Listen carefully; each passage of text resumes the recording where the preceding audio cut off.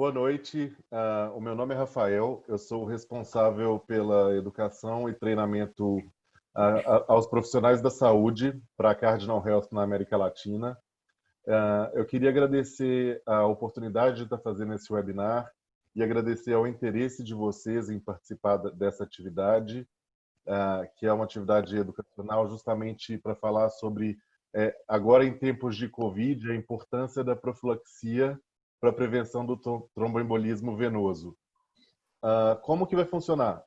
A gente vai chamar o Dr. Eduardo, o Dr. André para falar e vocês podem, durante todo o tempo do webinar, escrever as suas perguntas aqui embaixo na abinha de Q&A, que é a de perguntas e respostas. E quando os dois médicos terminarem as apresentações, a gente vai soltando essas perguntas e fazendo uma discussão. Então, apresento o Dr. Eduardo, ele é médico intensivista, coordenador da terapia intensiva do Hospital Vera Cruz, de Belo Horizonte, Minas Gerais. E o Dr. André, ele é um ginecologista, diretor do Pérola, e também trabalha no Einstein, e são médicos sensacionais que vão fazer esse webinar com vocês. Dr. Eduardo, eu passo a palavra para você e muito obrigado. Boa noite a todos, muito obrigado, Rafael. André, é um prazer estar aqui com você. Pessoal que está em casa, muito boa noite. Nosso tema hoje é sobre profilaxia de tromboembolismo venoso em pacientes críticos e depois o André vai falar de profilaxia de tromboembolismo venoso em grávidas. Tá? Esses são meus conflitos de interesse. Tá? Eu queria agradecer à Cardinal Health por essa oportunidade. É muito importante, nesse tempo que nós estamos vivendo, falar sobre isso. Bom, nós temos nos nossos hospitais as nossas práticas, né? O que a gente sabe, o que está escrito nos guidelines, o que está escrito nas diretrizes que as nossas sociedades publicam, o que a gente lê todo dia, e nós temos o que chega para os nossos pacientes na prática. Entre isso existe um gap enorme. Esse gap a gente assiste ele todo dia, tem falhas desde a entrada do paciente na portaria, na alta desse paciente, e isso causa uma morte para cada 165 internações por erro na assistência médica. Em 2013, esse estudo muito importante, 2016, desculpa, esse estudo muito importante publicado no British Medical Journal, o que eles colocaram? Que esse chamado erro médico, que é o erro da assistência como um todo, ele pode ser a terceira causa de morte nos Estados Unidos. Uma morte para cada 165 internações provocadas por alguma falha na assistência. Mas aonde que o TEV entra nesse cenário? O que o TEV tem a ver com isso? O TEV é a principal causa prevenível desses erros todos de morte em pacientes hospitalizados. A embolia pulmonar é fatal em 21% dos casos, ou seja, 40 mil mortes.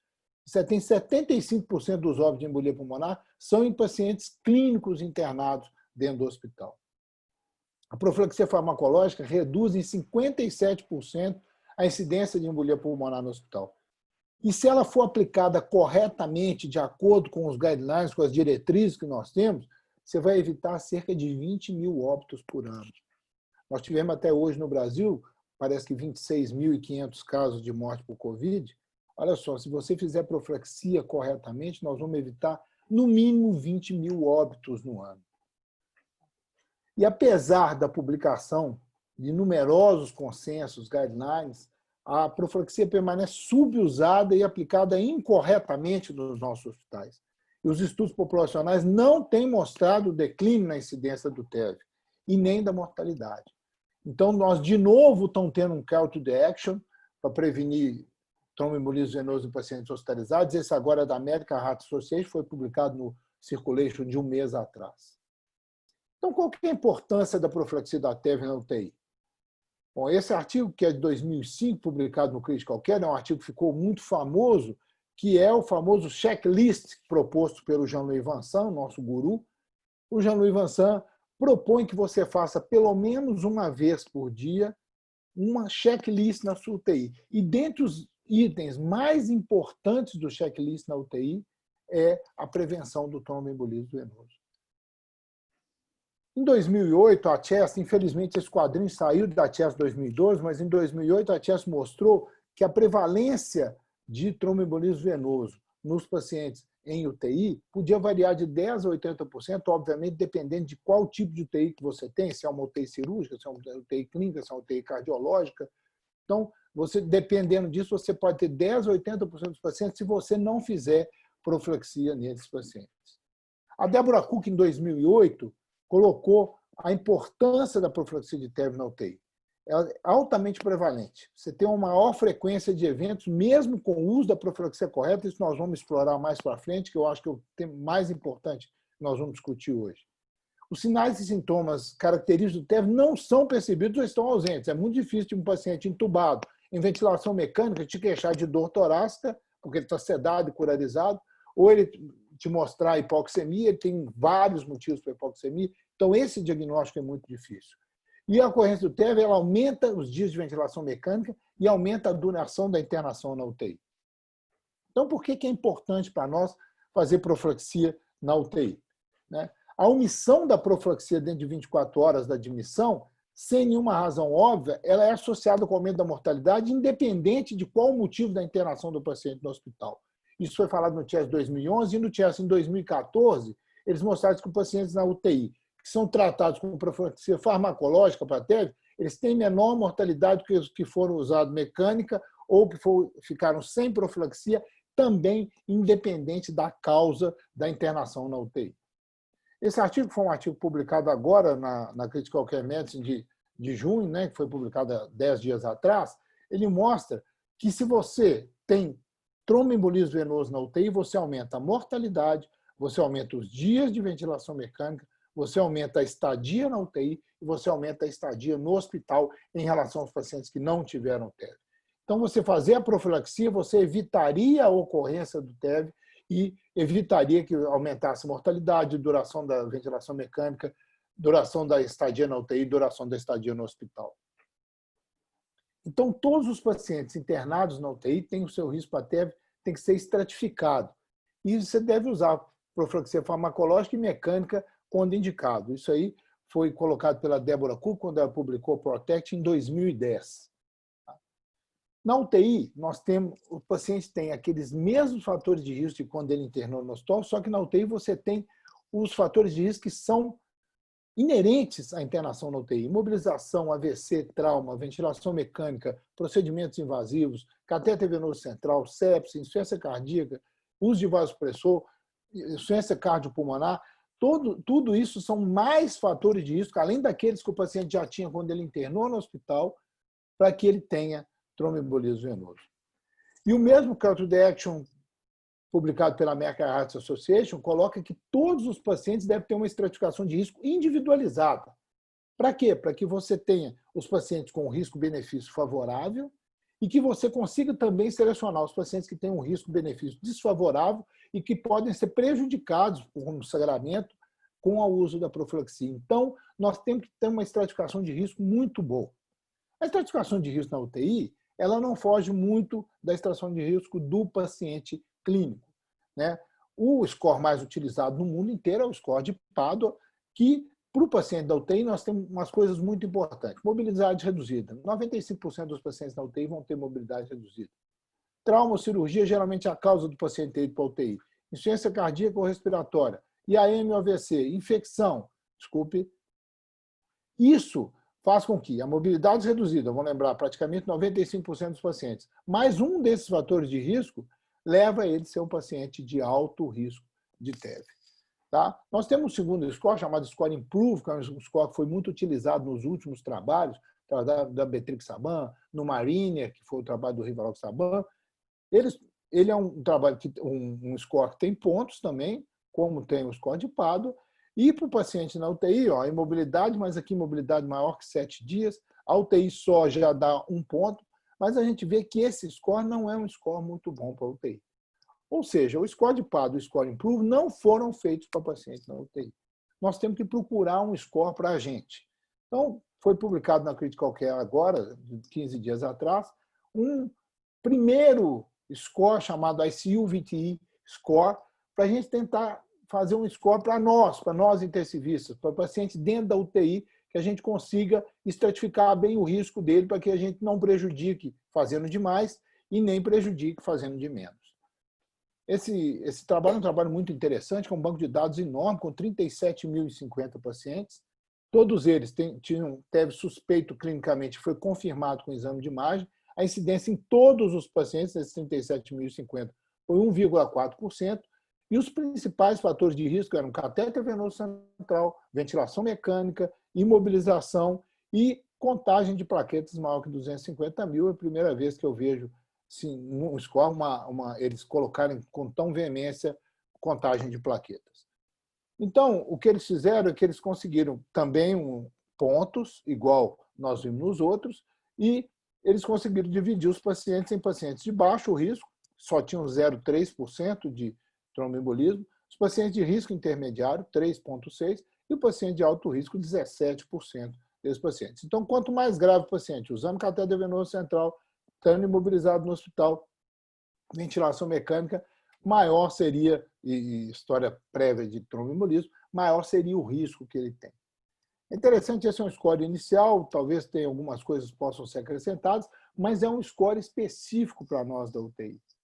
Mas vamos lembrar o seguinte, esses caras não fizeram busca ativa, eles só procuraram de pacientes que tinham sintomas e era procurado o tromboembolismo venoso. Nós vamos ver que paciente muito grave na UTI é difícil de ter sintoma. Então, só nos pacientes que tinham uma grande suspeita clínica que se procurou, por isso talvez essas proporções talvez fossem maiores se tivesse feito busca ativa, como em outros trabalhos que nós vamos ver.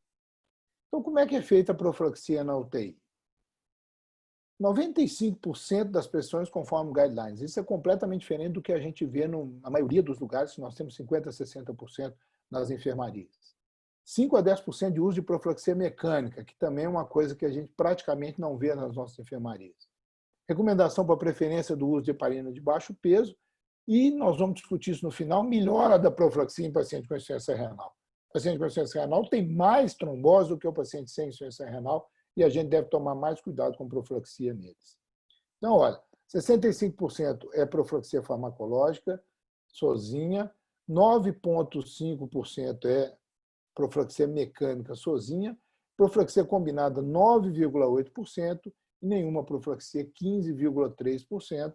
Nós estamos vendo que a profilaxia mecânica tem um papel enorme, praticamente 20% dos pacientes usam profilaxia mecânica, não isolado, mas isolado em combinação com a farmacológica ou só isolado no paciente que tiver contraindicação. Então, qual que é a indicação? Como é que nós vamos fazer profilaxia na UTI? O Guidelines 2012 da CHES recomenda heparina de baixo peso ou heparina não fracionada. Desde o Guidelines da CHES, nós tivemos vários trabalhos, e essa meta-análise aqui, que foi publicada em 2015 na Intensive Care, mostrou que realmente a heparina de baixo peso molecular é melhor do que a heparina não fracionada em paciente em terapia intensiva. Nós estamos vendo aqui que o intervalo de confiança não atingiu o 1, então é uma meta-análise que mostrou que a heparina de baixo peso é melhor do que a não fracionada. Os guidelines novos já incorporaram isso. Esse da Sociedade Europeia de Anestesia, o que eles mostram? Que no paciente na UTI você deve fazer tromboprofilaxia com heparina de baixo peso ou não fracionada, e eles recomendam usar a heparina de baixo peso, preferivelmente a heparina não fracionada. Já o Guidelines da American Society of Hematology, o que eles colocam? Que os pacientes clínicos você deve usar, heparina de baixo peso ou heparina não fracionada, preferencialmente a nenhuma profilaxia ou a profilaxia mecânica. Eles sugerem a heparina de baixo peso, preferencialmente a heparina não fracionada, e muito interessante, no paciente que tiver contraindicação à heparina de baixo peso, você deve usar a profilaxia mecânica, preferencialmente a não profilaxia. Então, o paciente que tiver contraindicação à profilaxia farmacológica, por sangramento ativo, etc., e não tiver contraindicação para a profilaxia mecânica, você deve usar a profilaxia mecânica. E quais são as contraindicações da profilaxia na UTI? Já que nós vimos como fazer, vamos ver quais são as contraindicações. A Deborah Cook, nesse trabalho de 2008, ela restringiu muito as contraindicações do paciente na UTI. O paciente para profilaxia farmacológica, qual que é a absoluta? É o paciente que tenha um sangramento ativo ou confirmado que seja ameaçador da vida. Então, o paciente com sangramento ativo não vai fazer profilaxia. O paciente que tenha trauma das pernas, que tenha lesão muscular, que faça uma cirurgia maior na perna, ele não vai fazer profilaxia mecânica. As contraindicações relativas da farmacológica, se você tem suspeita de um sangramento clínico, isso o paciente está necessitando de mais transfusão do que seria habitual para o quadro dele, e a relativa da profilaxia mecânica é a inabilidade de tolerar a compressão mecânica, isso hoje em dia é muito raro. Eu só acho que faltou aqui uma coisa, que é a alergia à heparina. A alergia à heparina seria uma contraindicação, é extremamente rara, mesmo a própria HIT é extremamente rara com o uso da heparina de baixo peso, mas a gente tem que sempre lembrar que a alergia à heparina é contraindicação formal à profilaxia com ela. Bom, por que não se faz profilaxia na UTI? Quais são os motivos de não se fazer profilaxia na UTI? Muito frequente, 10%, o paciente vai fazer procedimento invasivo. Só que vamos lembrar que a profilaxia pode ser prescrita 12 horas antes do procedimento. Então, o paciente vai fazer o procedimento no outro dia às 7 da manhã, ele pode tomar profilaxia até às 19 horas do dia anterior e não suspender 24 horas. 24 horas é quando o paciente está em dose de tratamento. Isso aqui é terrível. A admissão à noite ou na alta se esquece da profilaxia em 10% dos casos. E uma coisa muito preocupante é que, sem razão evidente, 12,9% dos pacientes. Então, nós temos que prestar muita atenção nisso, por isso é que faz parte do nosso checklist fazer profilaxia nos pacientes na UTI. E os novos anticoagulantes, nós vamos poder usar na UTI? Esse artigo aqui, publicado no Chest, em setembro do ano passado, o que ele mostrou? Que é necessário fazer clinical trials nessa população para ver se realmente está indicado você usar DOAC na profilaxia deles. Por quê? Porque esses pacientes são pacientes especiais, eles têm particularidades na ingesta oral, então deve-se fazer um clinical trial para ver isso.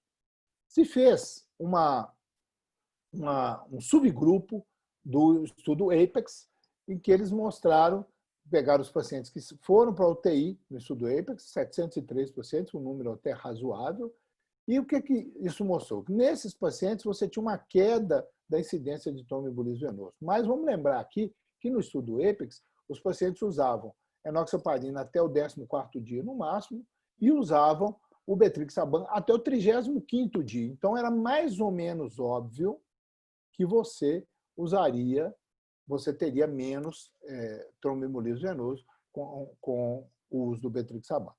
A incidência de sangramento foi praticamente a mesma.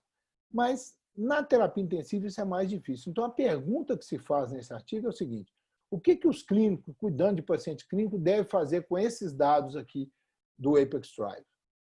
Não deve mudar sua prática. Por enquanto, manter o standard of care para profilaxia de TEV, heparina subcutânea, ou profilaxia mecânica, quando o paciente tiver contraindicação a ela. Nós temos algumas pastas, nós temos várias dúvidas na UTI, eu trouxe algumas delas para a gente poder discutir isso, porque sempre me perguntam sobre esses tempos de início de profilaxia no paciente com trauma. O guidelines da CCP manda você fazer sempre com heparina de baixo peso, não fracionada ou compressão pneumática. E nos pacientes com contraindicação à profilaxia farmacológica, que tiver sangramento, o sangramento não estiver estancado, eles recomendam fazer a profilaxia mecânica, desde que você retorne à profilaxia farmacológica assim que necessário. E também, o paciente politraumatizado de alto risco, eles sugerem usar heparina de baixo peso associada à compressão mecânica. Nós vamos ver que todo paciente mais grave deveria usar profilaxia associada. O uso de filtro de veia cava não é indicado para profilaxia primária em paciente politraumatizado, como os nossos cirurgiões vasculares sempre falam. Felizmente, eles não gostam muito de usar fio de veia cava nesses pacientes. Esse estudo, um estudo agora de março de 2020, sobre TCE, que é uma dúvida frequente que a gente tem. O TCE, como que você começa a profilaxia? 72 horas depois, você fez uma tomografia de controle e ela mostrou que o TCE está estável, você deve começar a profilaxia farmacológica nesses pacientes, sem um aumento da hemorragia intracerebral, quando você compara no paciente que você não começou a profilaxia farmacológica. Lembrando que, se esse paciente tiver condição, a profilaxia mecânica deve ser iniciada imediatamente à chegada na UTI. O AVC é outra parte que dá muita dúvida. O paciente com AVC isquêmico, o que o Guidelines fala? O Guidelines manda você começar a anticoagulação até 24 horas após o evento, exceto em AVC hemisférico e alta probabilidade de transformação hemorrágica.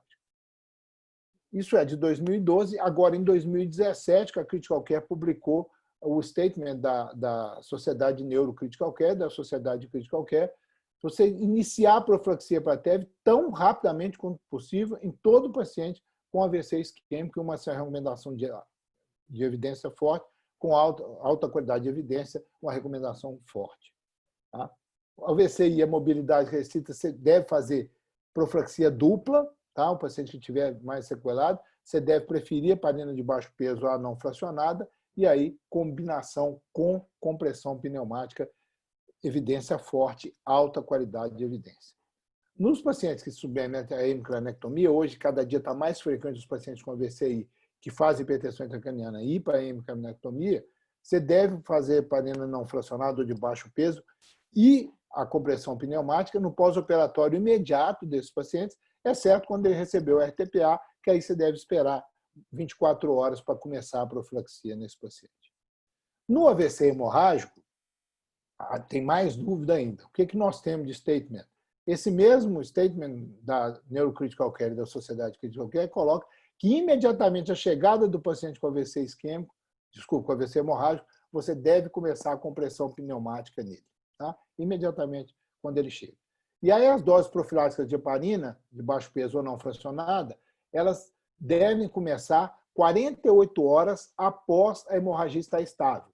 Geralmente a gente repete a tomografia do paciente com 48 horas e se o hematoma estiver estável, você começa a profilaxia. Profilaxia, não tratamento, tá? A profilaxia no paciente com AVC hemorrágico pode ser iniciada 48 horas, desde que você tenha a prova na tomografia que o hematoma está estável, né? Você deve continuar a profilaxia mecânica nos pacientes com hemorragia intracraniana, tá? E nos pacientes que fizerem hemorragia subaracnoide por aneurisma, você deve começar a profilaxia assim que ele tiver clipado o aneurisma. Você só não começa no paciente que ainda tiver com aneurisma roto. Hoje isso é muito menos comum, porque a gente faz a embolização ou a clipagem desse aneurisma rapidamente. Tá? Então, começar após 24 horas o ato cirúrgico. Bom, a parte mais importante é essa. Por que a profilaxia na UTI falha? Né? O que a gente vê é que nós temos muita falha de profilaxia na UTI e agora com o Covid está mais evidente isso. O que acontece? Nós temos uma taxa de falência de 5,4% a 9,5%. É óbvio que isso depende da população estudada, se você fez busca ativa, se não fez busca ativa, o tipo e duração da profilaxia utilizada e o método de detecção que você utiliza para ver. Nós vamos ver que no Covid isso aí é muito evidente. Tá? Então, por que esse estudo é um estudo extremamente importante para a gente entender o que está acontecendo agora no Covid? Esse cara chamado Dave Kaplan, o que ele procurou? Ele procurou a incidência de tromboembolismo venoso em pacientes que faziam a profilaxia conforme os guidelines e encontrou 37% de incidência. Mas aqui é a diferença, ele fez busca ativa. Não era só paciente com sintoma nem com desconfiança clínica, ele fez busca ativa em todos os pacientes que estavam na UTI. E o que ele chegou à conclusão? Que todos os pacientes receberam profilaxia conforme a recomendação dos guidelines, que os pacientes com sepsis severo e choque séptico desenvolvem TEV mais frequentemente, mesmo recebendo a profilaxia adequada, isso é muito importante, e a gente deve ter um alto índice de suspeição para diagnosticar a TEV nesses pacientes. Mas as conclusões mais importantes dele, isso é 2015, são essas aqui. Ventilação mecânica prolongada presente de catéter venoso são os principais fatores de risco para TEV nessa população. E olha só, estudos adicionais são necessários para avaliar o uso de doses maiores de heparina nesse paciente. Então, o cara, em 2015, já mostrou que a incidência de falha da profilaxia era muito grande e que a gente deveria reconsiderar as doses que a gente estava usando. No ano seguinte, a Jennifer Hanif fez um trabalho muito semelhante, só que no dela é o seguinte, ela não fez busca ativa, era só dos pacientes que tinham sinais ou sintomas ou que se desconfiava que ele tinha TEV. Mesmo todos os pacientes recebendo profilaxia correta, a incidência foi 12,5%. A SARA e a PIP mais alta foram os principais fatores relacionados com TEV, e a SARA, a ventilação mecânica, tem um papel importante no disparo e amplificação da inflamação e hipercoagulabilidade no pulmão. Nós estamos ouvindo isso o dia inteiro, nós vamos ver agora na parte de Covid que isso é muito verdade. Mas estão vendo? Em 2016 já se falava isso. E olha só, a combinação do estado pró-inflamatório e pró-trombótico da doença de base, associado com ventilação mecânica e PIP, provavelmente é o responsável pelo desenvolvimento de TEV, apesar da profilaxia adequada. Parece que ela está falando de Covid, não, ela estava falando em 2016. E olha, de novo, a mesma conclusão do Kaplan. Estudos adicionais são necessários para avaliar o uso de doses maiores de heparina e outras intervenções, tipo profilaxia mecânica, para reduzir a incidência de TEV nesses pacientes. Então, vamos para a parte importante que está interessante para nós todos agora, que é o COVID e os eventos trombóticos na UTI. Bom, essa figura já ficou muito famosa, a figura do IBA, né, foi publicada no início do ano, mostrando que a tempestade que a penetração do COVID na célula causa, levando ao aumento da coagulação. E os nossos pacientes na UTI vão ter ativação da coagulação, eles vão ter supressão da fibrinólise, eles vão ter trombocitose, ativação das plaquetas, e eles vão ter um dano endotelial, levando à formação de trombo. Então, como é que acontece isso? Começa pelo pulmão. Nós temos a parte arterial, tá? Então, nós vamos ver a parte arterial. Por que ela acontece no coronavírus? Porque você pode ter anticorpo antifosfolípido, isso já parece que está colocado, que talvez não tenha esse aumento. Você tem ativação plaquetária, você tem aumento do fibrinogênio. Nós podemos ter a coagulação intravascular lá, micro, com ativação da coagulação, da ativação do leucócito, do dano endotelial. E no tromboembolismo, o aumento do fibrinogênio, ativação da coagulação local também, e o aumento da interação das plaquetas e dos vasos. Então, nos 3 ramos da parte vascular, nós temos aumento da trombose nos pacientes com COVID. E isso aqui é muito interessante, é como que, inicialmente, a gente tem a lesão pulmonar, tá? É o que se chamou de fenótipo H, tá? Você tem a reação inflamatória dentro do pulmão, no epitélio, e essa inflamação do pulmão vai passar para os vasos, causando a inflamação sistêmica, mais ou menos igual a SARA, é o que a gente passou a chamar de fenótipo L. Então, é muito interessante, a gente pega o paciente na UTI, hipoxêmico, mas ele não tem repercussão hemodinâmica inicialmente. Aí, depois, ele passa a ter repercussão hemodinâmica. Por quê? Primeiro, a hipoxemia veio daqui, e depois ele tem repercussão hemodinâmica. Esse artigo é um artigo que eu aconselho todo mundo a ler, recente, publicado na Critical Care, agora do mês de junho. Tá? Então, o que nós temos de anormalidade da coagulação? Nós temos uma disfunção endotelial, uma tempestade de citocina, nós temos geração de trombina e diminuição da fibrinólise, nós temos plaquetopenia, nós temos aumento do nível do dímero D, isso é uma coisa que é um marcador de alta mortalidade, não é marcador de trombose, ele fala a favor, mas ele não é marcador de trombose nem de nível que você deve usar para fazer profilaxia. Você tem um prolongamento do tempo de trombina, do tempo de protrombina, do tempo de tromboplastina ativado, você tem aumento do fibrinogênio, você tem uma coagulação induzida pela sepse e você tem uma alteração do tromboelastrograma com um aumento da fibrinólise desse paciente, inicialmente com a hipercoagulabilidade e depois esse paciente vai ter um aumento da fibrinólise. Tá? As anormalidades laboratoriais, a linfopenia é muito característica, também relacionada com o prognóstico, o aumento da LDH, obviamente, porque você tem acometimento da célula pulmonar, aumento dos marcadores inflamatórios, a proteína C reativa está aumentada, o D-dímero está aumentado, a ferritina do paciente está aumentada. A interleucina 6, até se usa até o inibidor de interleucina 6 para tratar, nós ainda não temos trabalho suficiente para ver isso, mas o aumento da interleucina 6, como o aumento do dímero D, ele correlaciona com o prognóstico ruim, e você tem alteração do fibrinogênio. Tá? Então, esse estudo foi publicado inicialmente pelo CLOC, que é lá na Holanda. O que eles fizeram? 184 pacientes na UTI com Covid, né, com pneumonia com Covid, todos recebiam a profilaxia standard, e ele tinha inicialmente 31% de eventos. TVP confirmado em 27%, evento trombótico lateral 3,7%, olha só que interessante. 81% era TEP. Nós vamos ver que existe uma explicação para isso. Esse mesmo CLOC publicou logo depois o cumulativo desses pacientes dele. Tá?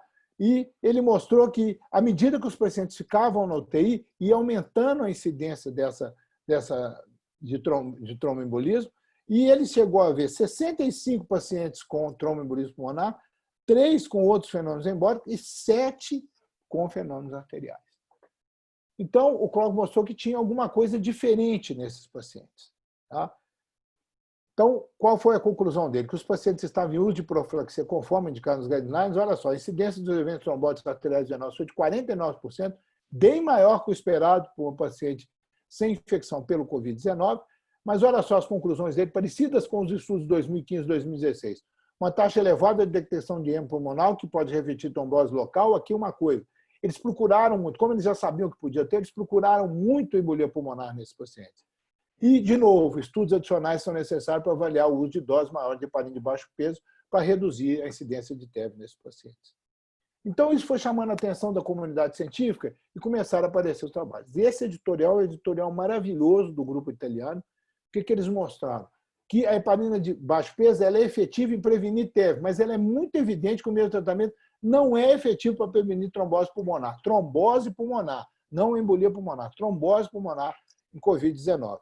As altas doses de heparina não são necessariamente mais efetivas, considerando que a heparina não é indicada para tratamento de outras microangiopatias trombóticas, que se acha que é uma angiopatia que está causada. O trombo pulmonar no Covid é consequência de lesão vascular causada pelo vírus e da inflamação com ativação do endotélio, plaquete e leucócito, que é uma tromboinflamação lá no pulmão mesmo, e não um êmbolo que veio das pernas. Pode até vir, tem casos, mas a maioria dos casos você tem uma tromboinflamação com a trombose no pulmão. E as altas doses de heparina podem causar sangramento. E isso deve ser testado em um estudo randomizado, controlado, e não aleatoriamente, como está sendo feito por muita gente.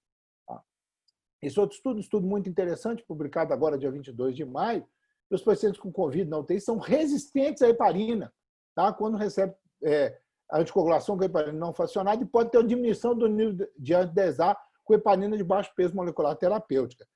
Por isso, talvez você tenha altas taxas de valência da profilaxia quando você usa doses iguais de heparina de baixo peso nesses pacientes. Ou seja, o paciente com Covid-19 pode ter uma resistência à heparina, por isso que talvez ele precisasse de doses maiores. Então, foi publicado pelo grupo do Spiropoulos, que é aquele grupo da ISTH, Spiropoulos, Levi, o Iba, o Marcel Levi, né, o Janitz, o Duquette, Samama, que é a turma que publica muito em trombose. O que eles mostraram? Né? O científico, o guidance deles. Você deve usar uma dose intermediária. O que seria a dose intermediária? Para nós aqui, 60 miligramas de enoxaparina. Mas vamos pensar bem, só 50% das pessoas que responderam concordaram com isso. Tá? É claro que nós vamos discutir isso aqui sobre IMC e trombose renal, mas vocês estão vendo que é a opinião de especialista. E sim, a trombofilaxia multimodal com método mecânico, já 60% das pessoas acharam que você deveria fazer uma profilaxia multimodal. Um outro guidance, publicado agora também, dia 27, esse trabalho publicado dia 27 na Critical Care, mostrou que 109 pacientes críticos com Covid, a profilaxia de rotina parece ser inadequada nesses pacientes. E nós temos um guidance publicado também pelo Barnes, que é outro cara que publica muito em terapia intensiva e em parte de coagulação, que ele já sugere que você use dose dobrada da enoxaparina nos pacientes graves com Covid, ou meio miligrama por quilo 2 vezes por dia. Olha aqui, 7.500 unidades de heparina subcutânea TID, ou baixa intensidade de infusão. De novo, é opinião de especialista. É ajuste de dose para disfunção renal extrema do peso, deve ser seguir os protocolos institucionais. Então, olha, para resumir no Covid, o que nós temos que fazer em relação à profilaxia no paciente Covid e tratamento também? Todos os pacientes devem tomar profilaxia com heparina de baixo peso molecular. Se ele tiver deterioração clínica, aumento do dímero, apesar da anticoagulação profilática, você deve manter um baixo limiar para fazer exames, que foi o que o Clock fez, por isso que ele achou tanto trombo pulmonar assim. E se você tiver uma nova trombose na imagem, se aparecer. Se não aparecer, ele acha que você pode intensificar a anticoagulação se você estiver fazendo um clinical trial. Tá? Ou não. Se tiver trombo, obviamente você vai fazer anticoagulação terapêutica, e se o paciente não trombólise, isso é muito controverso, e o papel de outros agentes aqui também é controverso, mas a gente não tem trabalho suficiente para fazer isso. Tá? Para a gente encerrar, duas coisas importantes. Primeiro, como fazer profilaxia na insuficiência renal? Eu posso ver que aqui, todo paciente, quanto pior a função renal dele, maior a incidência de tromboembolismo venoso. Tá? Quanto você vai aumentando a insuficiência renal, ou seja, o clearance seu vai caindo, maior a chance dele fazer tromboembolismo venoso. Então, eu posso utilizar a heparina de baixo peso para profilaxia em pacientes com insuficiência renal. Eu sei que tem serviços no Brasil que não usam de jeito nenhum. Eu vou mostrar para vocês que isso não seria uma coisa tão ruim assim. Vamos ver? Esse trabalho com 7.700 pacientes dividiu em 3 grupos. Heparina não fracionada 3 vezes por dia, heparina de baixo peso 30 mg uma vez por dia, heparina de baixo peso 30 mg 2 vezes por dia. Qual foi a conclusão? Que a enoxaparina 30-60 era a alternativa segura e mais conveniente à heparina não fracionada em pacientes em hemodiálise. Esse estudo, que foi um estudo piloto, chamado PACER, né, ele não mostrou evidência de bioacumulação de enoxaparina em pacientes em insuficiência renal e, mais importante, não teve aumento de sangramento nesses pacientes. Esse outro estudo, 225 pacientes, um grupo com 150 pacientes com a não fracionada, outro grupo com 30 mg uma vez por dia, a enoxaparina foi tão segura e efetiva quanto não fracionada em pacientes em hemodiálise. Esse último estudo aqui, publicado no ano passado, o que ele mostrou? Que se você usava 20 mg em paciente com clearance de 30 ou menor, a sua taxa de TEV era 5,3, igual ao grupo de 40 mg no Medenox, ou seja, o resultado foi igual ao dos pacientes clínicos normais que usam 40 mg. E a taxa de sangramento foi menor que quando você usava heparina não fracionada 3 vezes ao dia. Então, era tão segura e até mais segura e tão eficiente quanto a dose de 40 em pacientes normais. Tá? No extremo de peso, cirurgia bariátrica, 40 mg 2 vezes ao dia. No paciente com índice de massa acima de 50, 60 mg 2 vezes ao dia.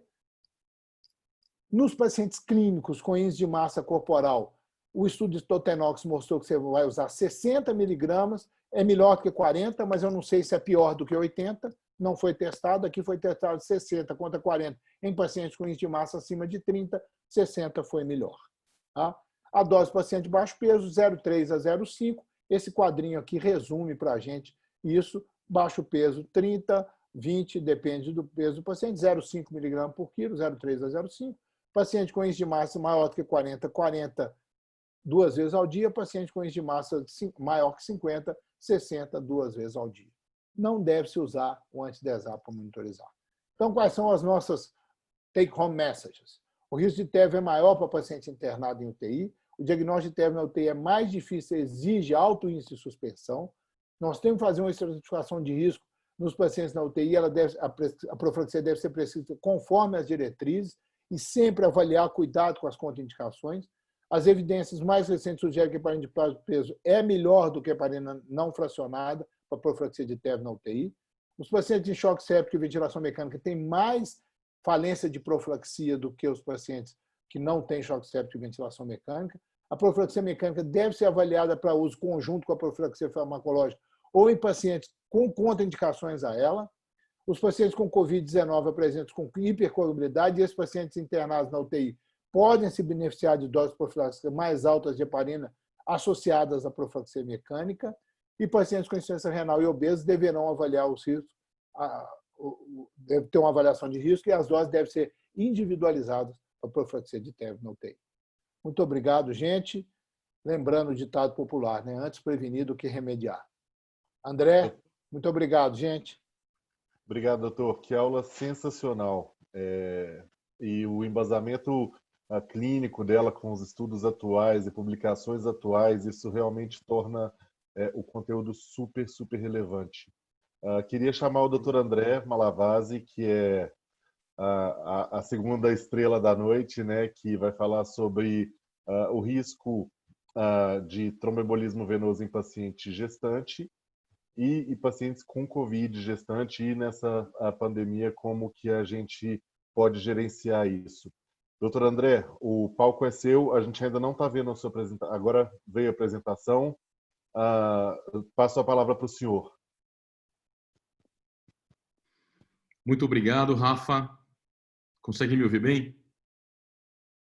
Sim, perfeitamente. Boa noite a todos. Queria agradecer muito a iniciativa da Cardinal, ao Rafael, à Eliane, ao Eduardo da Cardinal e cumprimentar meu querido amigo Eduardo Sade, irmão do Rogerinho, um intensivista pelo qual tenho grande admiração e sempre estamos aprendendo com ele. Muito obrigado a todos. Eu vou ser bastante objetivo na apresentação, falando sobre, então, o Covid-19 e a prevenção de tromboembolismo venoso em gestantes.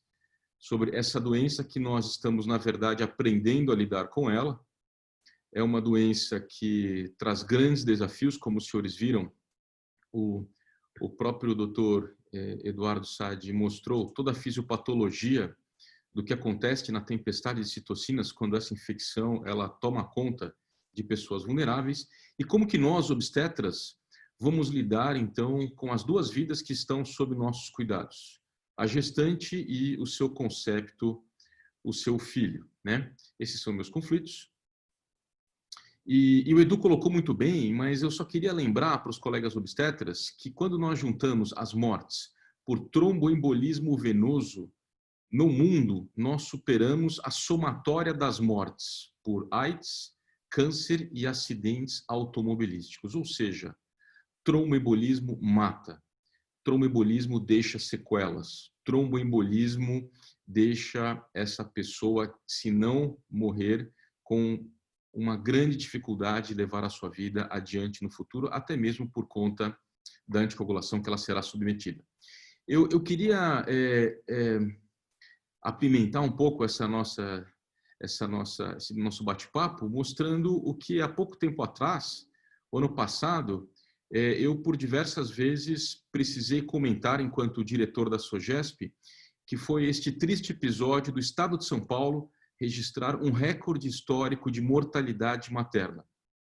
Nós não só não conseguimos reduzir a mortalidade materna, que era nosso compromisso com a Organização Mundial da Saúde, como deixamos que ela aumentasse, por vários motivos, entre eles porque a gestante em nosso meio, infelizmente, não recebe a atenção das autoridades que deveria receber.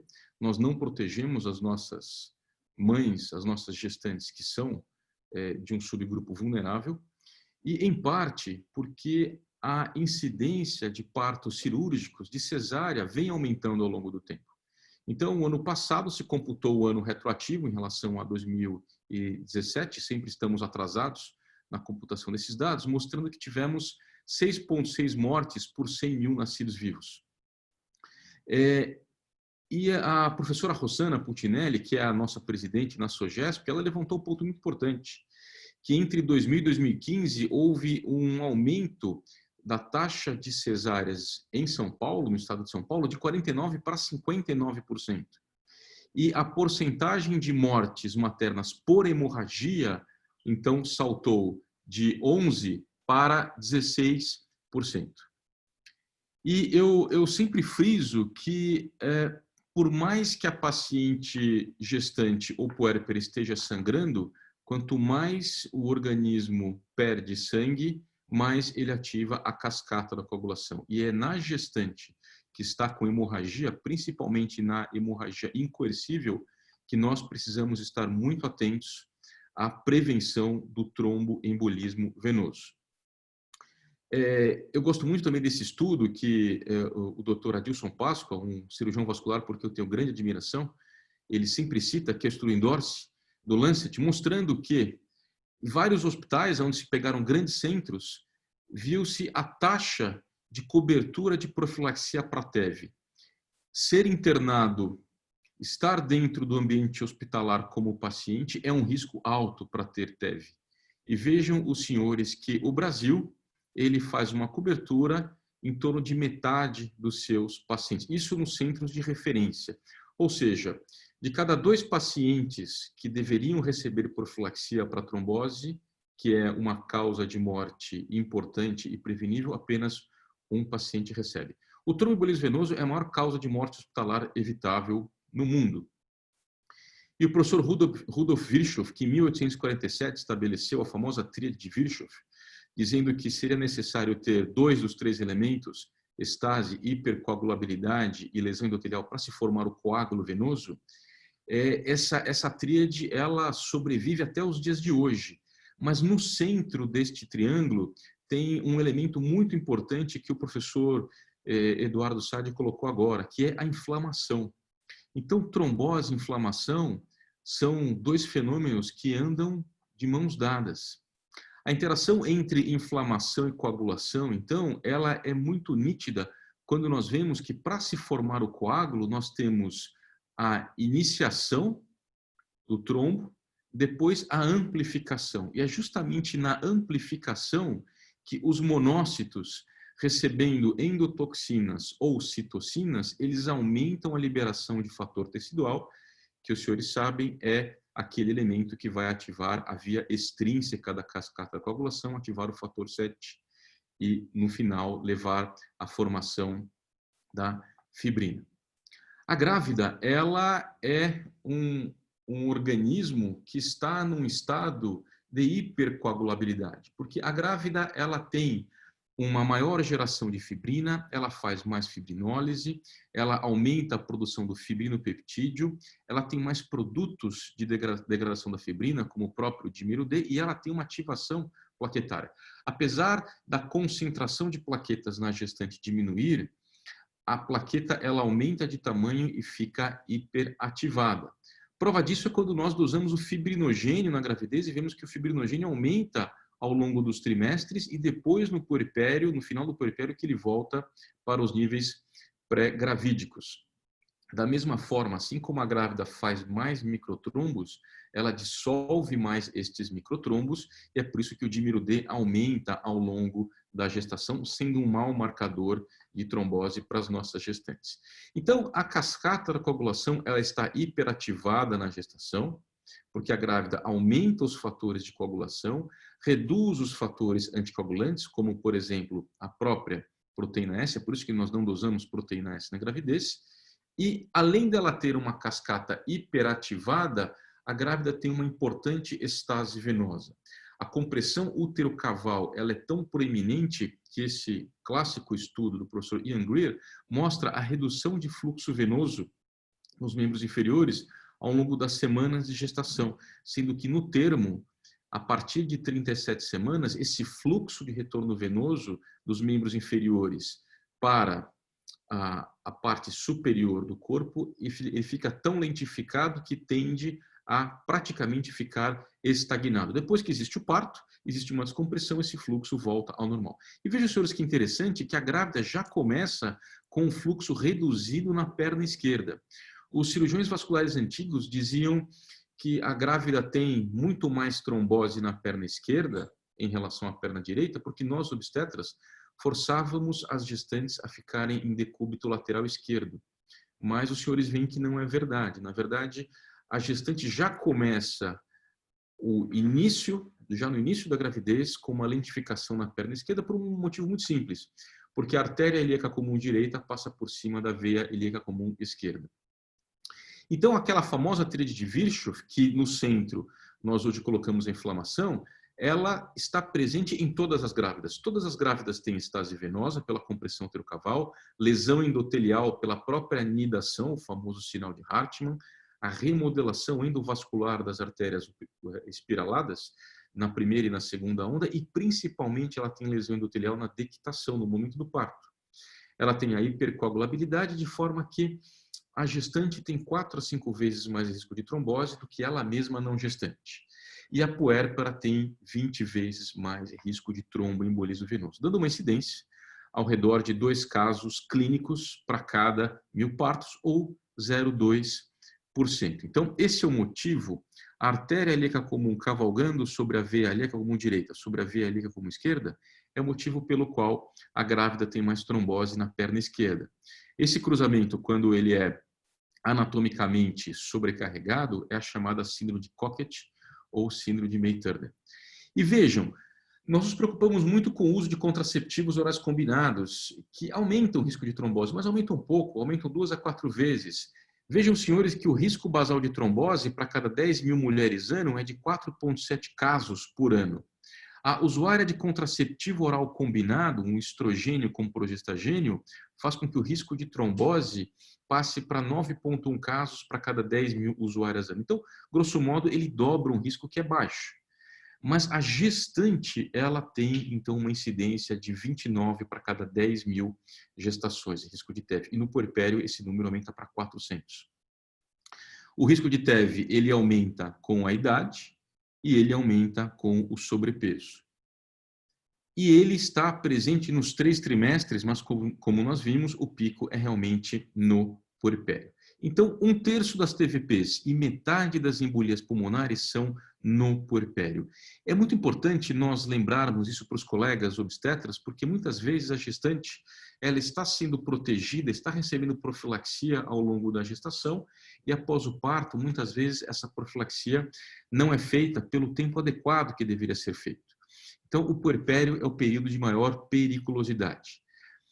Se fala muito das trombofilias hereditárias ou trombofilias adquiridas, mas nós temos fatores que trazem maior risco do que, às vezes, as próprias trombofilias, como o tabagismo, como a gestante que tem hiperemese e que desidrata, hemoconcentra e tem 3 vezes mais risco de ter trombose. A própria gestação gemelar duplica o risco de trombose. A fertilização in vitro, pela grande carga hormonal que essa paciente recebe, geralmente são pacientes com mais idade, aumenta em torno de 5 vezes o risco de TEV. A obesidade é um fator muito importante. O IMC acima de 30 aumenta 5 ou mais vezes. O IMC acima de 40 aumenta 12 vezes o risco de TEV. As varicosidades, como os vasculares dividem no índice chamado CLAP, as varicosidades importantes aumentam pelo menos 3 vezes o risco de TEV. A prematuridade triplica o risco de trombose. Agora, eu queria chamar a atenção para esse item, que é a hemorragia. Então, intuitivamente, nós, obstetras, quando nos deparamos com sangramento, nós estamos muito mais preocupados com a perda sanguínea do que com a prevenção de trombose. E essas preocupações têm que andar de mãos juntas, porque quanto mais se sangra, mais se ativa a cascata da coagulação como um próprio mecanismo de defesa.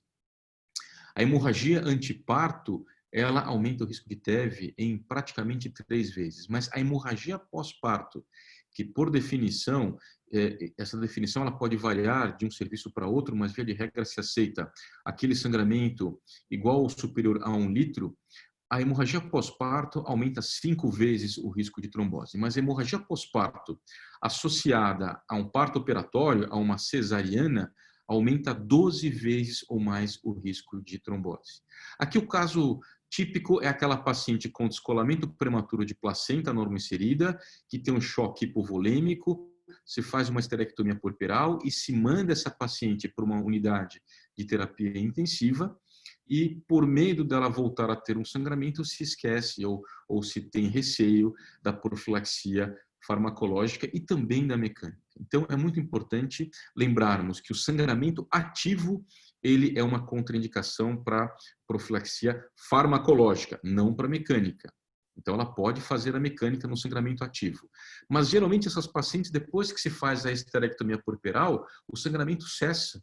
Então, mesmo a farmacológica, ela está apta e deve receber.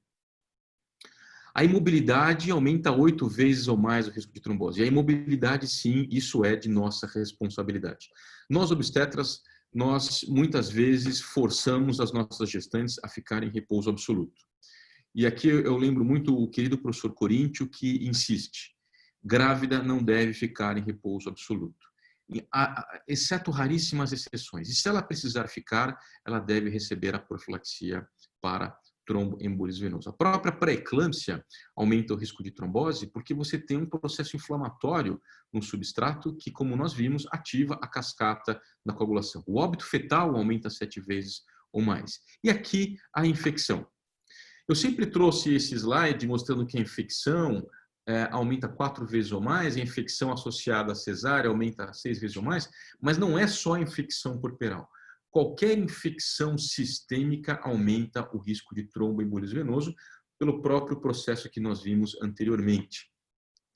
O TEV prévio, ele tem um risco muito importante de recidiva. Uma gestante que teve uma trombose venosa prévia tem um risco de uma nova trombose numa futura gravidez de 12%, então ela aumenta 25 vezes o risco. E aqui eu queria pontuar o parto operatório, a cesárea, porque todas as gestantes com risco para trombose, o parto de escolha, se possível, deve ser o parto via vaginal, onde nós temos menos laceração tecidual, menos dano tissular e, portanto, menos liberação do fator tecidual e menos ativação da via extrínseca da cascata da coagulação. Mas se não é possível fazermos um parto via vaginal, faremos uma cesárea. Mas lembrando que a cesárea, ela aumenta em média 4 vezes mais aquele risco prévio da paciente fazer um fenômeno tromboembólico. E quanto mais traumática é essa cesárea, mais risco de trombose nós temos, porque mais desvitalização tecidual e mais liberação de fator tecidual teremos. E nós, pela Febrasgo, adotamos o score do Royal College. Existem vários scores para se avaliar o risco da gestante ou puérpera ter trombose, mas o score do Royal College nos pareceu ser o mais interessante para o Brasil, porque ele foi o único score validado populacionalmente e com redução de mortalidade materna por embolia pulmonar. O score do Royal College tem uma outra grande vantagem, que é o seu uso através de uma pontuação. Então, nós identificamos aonde está a gestante ou puérpera, fazemos a somatória e com essa somatória estabelecemos a profilaxia. Se esta pontuação, se esta soma é maior ou igual a 4, a tromboprofilaxia deve ser feita desde o início da gestação. Se esta pontuação é de 3, a partir de 28 semanas. E por que 28 semanas? Porque na 28ª semana, como nós vimos naquele gráfico do professor Ian Greer, é quando a velocidade de retorno venoso tem a queda mais acentuada. Então, a maioria dos fenômenos tromboembólicos, eles começam a ficar mais incidentes a partir de 28 semanas e puerpério. E se ela tiver 2 pontos, ela fará profilaxia, então, no puerpério. Vejam aqui que nós temos, nesta parte, a infecção sistêmica. Então, uma gestante com infecção sistêmica, e aqui, por exemplo, uma infecção pelo Covid-19, ou uma pneumonia bacteriana, ou uma pielonefrite, a infecção sistêmica é 1 ponto.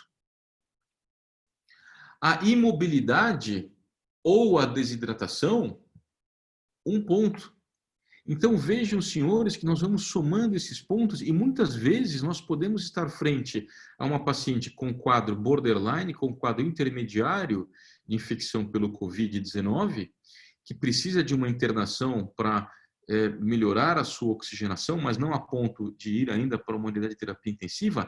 Mas quando eu faço parto nessa paciente, essa paciente obrigatoriamente, pelo score do Royal College, deve receber a tromboprofilaxia farmacológica e mecânica pelo tempo adequado, pelo tempo que ela estiver em risco. Então vejam, senhores, que o score do Royal College, que foi uma regressão logística das mortes que existiram no Reino Unido na última década, ele foi tão bem feito que existe até a previsão de ser utilizado por uma situação como essa que nós vivenciamos. Então, aqui está a somatória e o que nós fazemos, então, com a pontuação, como eu já disse para os senhores. O uso da profilaxia na gestação é pela heparina de baixo peso molecular, que no nosso meio nós temos a enoxaparina, tínhamos antigamente a dalteparina, que é também uma heparina de excelente qualidade. Vários trabalhos foram feitos com a dalteparina. A dalteparina tem 6.000 kilodaltons de peso médio, enquanto que a enoxaparina tem 4.500 kilodaltons. A heparina não fracionada, que é aquela heparina antiga que nós chamamos de liquemine, ela tem 20.000 kilodaltons. Ela tem um risco maior de sangramento, porque é uma molécula que age tanto no fator 10 ativado, como no fator 2 ativado, enquanto que a heparina de baixo peso molecular, ela tem uma predileção por inibir muito mais o fator 10 ativado do que o fator 2 ativado, portanto, existe um menor risco de sangramento. Quase inexistente o risco de trombocitopenia induzida pela heparina nas pacientes que usam heparina de baixo peso molecular, diferentemente da heparina não fracionada. E a incidência de osteopenia ou osteoporose com o uso de heparina não fracionada também é muito menor, porque ela quela muito menos o cálcio. Por esses motivos, a heparina de baixo peso molecular, no caso a enoxaparina, é a medicação de escolha internacionalmente por todos os guidelines. E qual é o principal risco da heparina de baixo peso molecular na gestação? É sangramento. Qual é a incidência do sangramento grave? Aquele sangramento que coloca em risco de morte a gestante ou perda de órgão ou função. Sangramento intraocular, intracerebral, retroperitoneal, retroplacentário. O risco é em torno de 2%. É um risco baixo, mas ele não é inexistente. E aonde que o Covid-19 entra em tudo isso?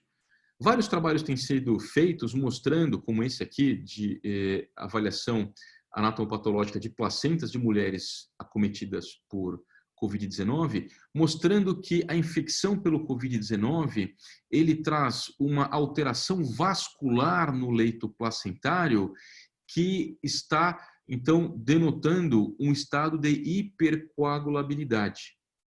Portanto, a grávida, que já é um protótipo ideal para trombose, e por que a grávida ela tem tanta facilidade para fazer trombose? Para vencer o desafio hemorrágico do parto, para sobreviver à hemorragia do parto. Ela já é um protótipo para trombose. Quando acometida por uma infecção como o Covid-19, então o seu grau de vulnerabilidade para fenômenos tromboembólicos, ele aumenta.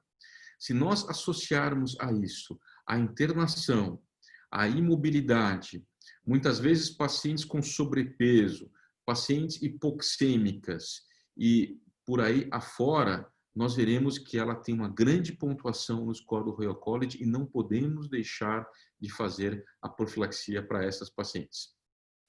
Como o professor Edu Saad colocou de forma muito elegante, está sendo cada vez mais reportado, esse estudo ele mostrou, publicado agora em 22 de maio, que muitos pacientes com Covid-19 têm resistência à heparina.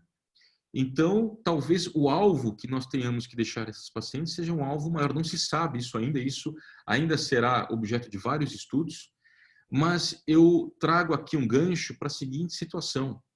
A nossa gestante que está com Covid-19 e vai ser submetida a um parto cirúrgico, a uma cesárea, eu devo lembrar que ela, mesmo recebendo enoxaparina, pode estar num nível subótimo. Então, eu preciso lançar mão de outras ferramentas, como a própria compressão mecânica intermitente. Porque a compressão mecânica, ela é coadjuvante à tromboprofilaxia farmacológica. Não existe contraindicação para compressão mecânica na população de gestantes. Existe contraindicação em pacientes da cirurgia vascular, pacientes idosos, com insuficiência arterial periférica, mas em gestantes não existe contraindicação para compressão pneumática intermitente.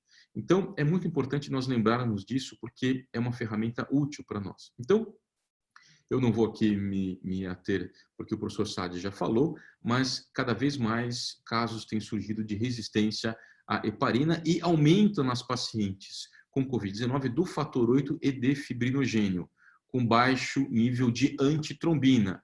E se ela tem pouca antitrombina, ela fica, então, menos responsiva ao uso do anticoagulante parenteral.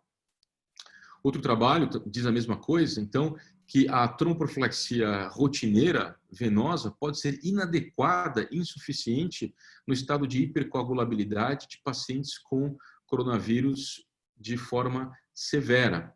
Então, lembrar também que a profilaxia mecânica ela é uma importante ferramenta. Em abril, no início de abril, quando começou toda essa discussão em relação ao Covid-19 e gestação, eu tomei a iniciativa, junto com outros colegas, como a professora Avelina Barros, o Eduardo Ramacciotti, o Edu Saad, o professor Cirilo, que é um querido hematologista, e o professor Coríntio.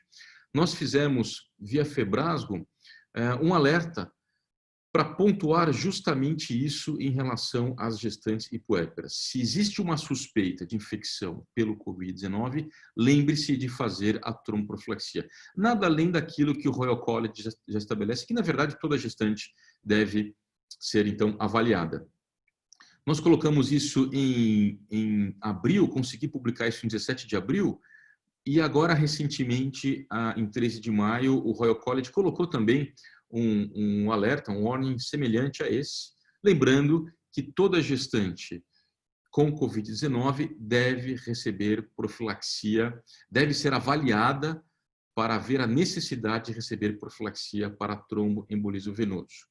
A compressão pneumática intermitente, ela é de um uso fácil, ela nos ajuda muito quando vamos fazer um parto cirúrgico, uma cesárea.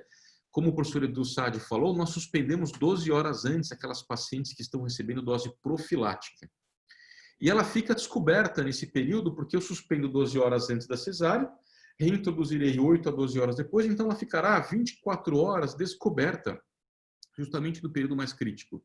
Então, é muito interessante nós utilizarmos a compressão pneumática intermitente, que é a associação das meias antitrombo com a bomba, já no intraoperatório, quando a paciente, antes dela fazer a raquianestesia, se colocam as meias, se liga a compressão pneumática intermitente, se faz a raquianestesia, nós fazemos a cesárea, ou uma cirurgia ginecológica, como esterectomia. É muito tranquilo operar a paciente com a compressão pneumática intermitente e ela já vai para a recuperação anestésica com esse dispositivo e fica 48 horas com ele, até a hora que ela consiga já deambular sem nenhuma outra contraindicação. Então, aqui está a bomba aqui embaixo, é de um uso muito simples, muito tranquilo. Muitas vezes a enfermagem, se é de um serviço que não está usando rotineiramente, a enfermagem no começo tem alguma dificuldade, mas rapidamente elas conseguem já estabelecer essa montagem. E essa é uma paciente, eu uso rotineiramente a compressão pneumática intermitente. Essa é uma paciente que o professor Adilson Páscoa me encaminhou. Essa paciente ela teve 3 embolias pulmonares, porque ela tem deficiência de protrombina e o esposo dela tem fator 5 de Leiden na forma heterozigota. O esposo teve uma embolia pulmonar. Os dois são anticoagulados perenes, né? O bebê deles agora, espero que não tenha herdado dos dois pais as 2 trombofilias hereditárias. Então, não só em obstetrícia nós temos que lembrar da associação de COVID com o risco tromboembólico. Vários trabalhos surgiram que, se operar a paciente com COVID, a mortalidade aumenta, por isso que é muito importante a testagem. E eu lembro de novo para se fazer a profilaxia também em cirurgia ginecológica. E aqui o professor Edu Sade falou muito do score de Padua, que é para pacientes clínicos, mas só para ficar muito claro, Padua, pacientes clínicos, é um dos scores. Para paciente cirúrgico, é esse o score, que é o score de Caprini. E para paciente obstétrico, nós temos o score do Royal College, né? Então, para finalizar, prevenir é melhor do que remediar.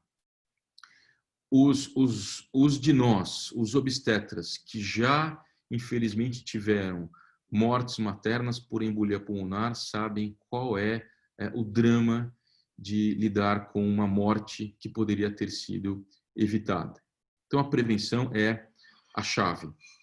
Sempre avalie o risco de TEV. Toda gestante deve ter o seu risco quantificado no início do pré-natal, em todas as consultas, quando ela vai para a maternidade, ela interna na maternidade, imediatamente antes do parto, logo no puerpério imediato e na alta. E como esse risco ele muda ao longo do tempo, ele é dinâmico, nós precisamos frequentemente continuar esta avaliação. Adote um protocolo. Pode ser o protocolo que você quiser. Pode ser o Royal College, pode ser o CHEST, pode ser a Sociedade Canadense, da Sociedade Australiana, mas escolha um protocolo. O meu protocolo é do Royal College. Eu acho ele muito mais simples. Ele tem muito mais opções, mas os protocolos são muito parecidos entre si. E o Mickey eu escolhi por conta da minha esposa, que ela é aficionada pelo Mickey, e quando eu fui fazer essa aula, eu descobri que o Mickey, na verdade, tinha só 4 dedos, né? Então, como quarta lembrança, é sempre que possível associe profilaxia mecânica, que ela não tem nenhuma contraindicação e ela é coadjuvante a profilaxia farmacológica. Muito obrigado pela atenção e agora eu passo de volta para o Rafa. Doutor André, muito obrigado. Que apresentação sensacional. Mais uma apresentação aí que complementou os trabalhos dessa noite, né? E aproveitando, o doutor Eduardo já voltou aqui também, então eu tenho aqui algumas perguntas. A primeira para o doutor Eduardo, perguntando: boa noite, Edu. Os mecanismos anti-inflamatórios da heparina de baixo peso molecular não seriam um benefício adicional, além do efeito anticoagulante no COVID? Talvez aumentar a dose, aumentaríamos o efeito anti-inflamatório? Então, isso é uma teoria que a gente acha que pode ser verdade, né? O Adilson, né, citado pelo Malavasi há um tempão, parabéns, Malavasi, pela aula sensacional. O Adilson sempre falou isso para a gente, desde quando eu conheço o Adilson há 20 anos atrás, e esses efeitos anti-inflamatórios da heparina vêm sendo colocados principalmente agora na era do Covid. Esse trabalho que a gente mostrou, nós dois mostrando de resistência à heparina, o cara fala sobre isso, que talvez tenha uma resistência a esse efeito anti-inflamatório da heparina também, talvez por isso que a gente não consiga controlar tão bem a parte de trombos nesses pacientes. Mas é assim, é uma possibilidade, nós temos que estudar isso direito ainda, mas é uma grande possibilidade, sim. Tá bom? Perfeito, obrigado. Doutor André, tem uma pergunta aqui. A TVT pode ocorrer a qualquer momento durante a gravidez? Obrigado, Rafa. Pode sim. Então, como nós mostramos um gráfico, o tromboembolismo venoso, que é a trombose venosa profunda ou embolia pulmonar, são manifestações distintas da mesma doença, que é o TEV.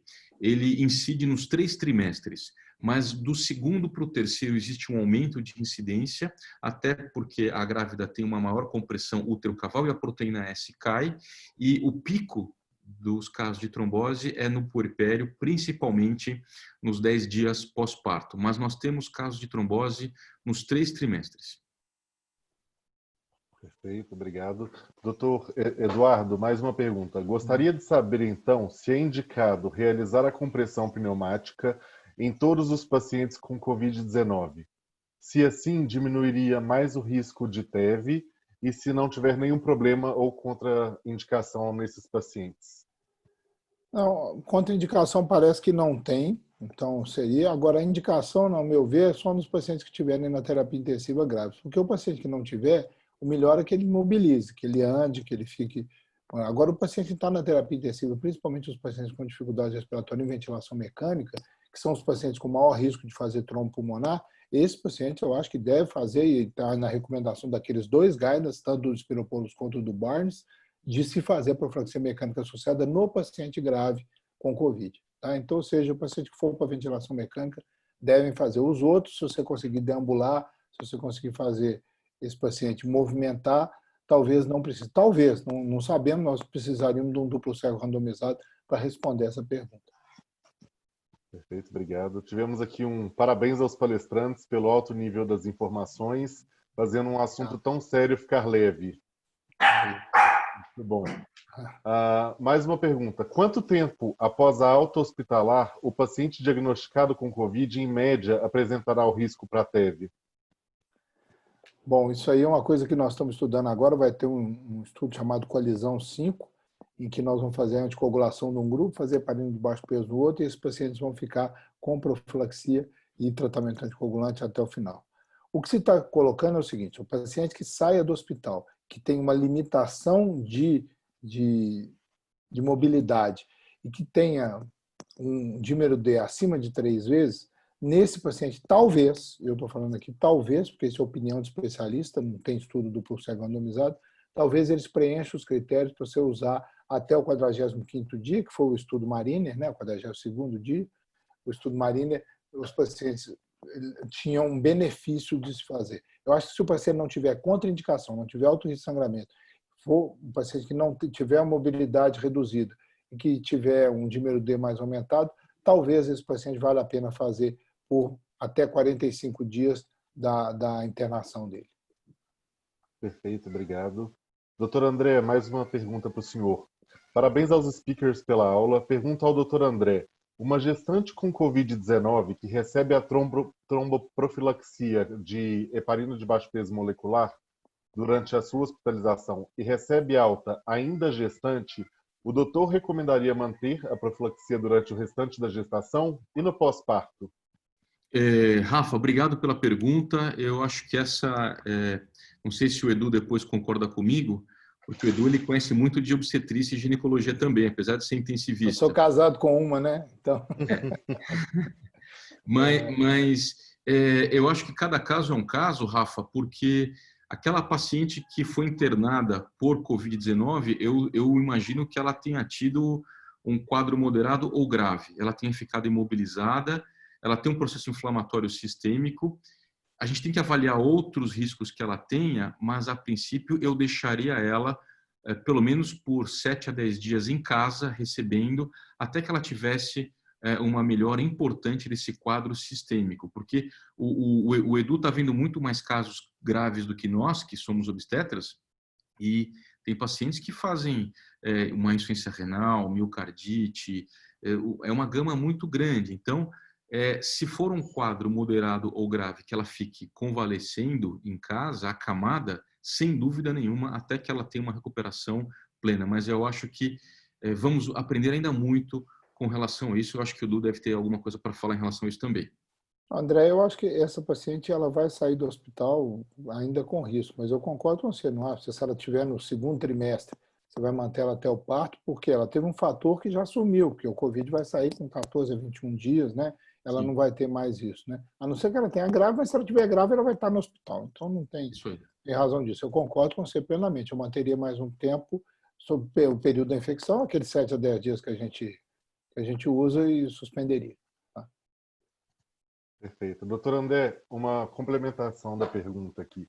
Ainda para o doutor André, o senhor acredita que o uso da heparina de baixo peso molecular poderia prevenir o comprometimento placentário que estão sendo relatados em algumas publicações nas gestantes com Covid? Rafa, na verdade uma hipótese, né? As heparinas elas têm uma ação anti-inflamatória. Sabemos que a heparina previne a formação de microtrombos.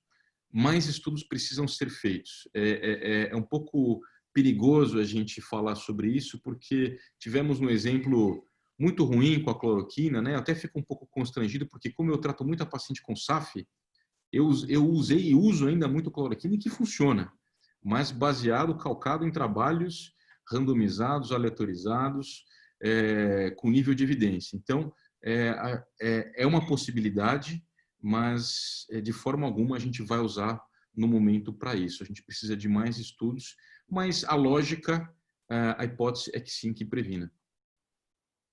Perfeito. Doutor Eduardo, vamos lá. O tromboembolismo venoso, que inclui a trombose venosa profunda e o tromboembolismo pulmonar, são complicações comuns em pacientes críticos. A ocorrência de TEV acarreta um substancial aumento da morbimortalidade dos pacientes internados em UTI? Sim, eu mostrei o trabalho da Débora Cook de 2008, que ela mostrou isso, que aumenta o número, a incidência de ventilação mecânica, aumenta o número de dias na UTI e aumenta a mortalidade. O trabalho publicado agora no A Critical Care Medicine de junho, aproveitem todos que está de graça, né? O trabalho mostrou isso, que você tem um aumento da mortalidade, você tem um aumento do dia de ventilação mecânica, você tem um aumento da estada na UTI, você tem um aumento da estada no hospital do paciente que tem TEV contra o paciente que não tem TEV na UTI. Perfeito. Bem colocado isso. Dr. Malavasi, uma pergunta sobre as 48 horas de compressão mecânica. Como é o seu protocolo? Porque na obstetrícia os pacientes normalmente são orientados a deambular mais precocemente que esse tempo. É verdade. Então, eu acho muito importante a paciente usar no parto cirúrgico, durante o ato cirúrgico, ir para a recuperação pós-anestésica com a compressão pneumática intermitente e ela passar a primeira noite com a compressão pneumática intermitente. Geralmente, 24 horas depois do parto, essa paciente ela já está deambulando livremente e aí nós retiramos essa compressão. Mas se é uma paciente com risco, eu peço para ela, na próxima noite, para completar as 48 horas, continuar usando a compressão. Porque a compressão pneumática intermitente, ela não só tem um mecanismo de bomba periférica, seria como um segundo coração, trazendo o sangue da periferia para o centro, como ela também, por essa questão mecânica, ela ativa a fibrinólise. Então, vários trabalhos em situações onde não se pode usar profilaxia farmacológica, como neurocirurgia ou cirurgias retinianas, paciente com risco importante de trombose, a profilaxia mecânica ela tem uma aplicação fundamental. Então, se a paciente ela está bem, no segundo dia a gente pode suspender, mas via de regra eu deixo inclusive na segunda noite. Perfeito. Como prever e diagnosticar a resistência à heparina nos pacientes com COVID? Esse trabalho aí que também o André mostrou é um trabalho muito interessante. Os caras foram fazendo a dosagem do 10A e foram vendo que na heparina de baixo peso estava resistente, foram fazendo PTT e foram vendo que a heparina, que estava resistente à heparina, que aumentava esse limiar. É um negócio para laboratório, porque ninguém tem dosagem de 10A na mão, né?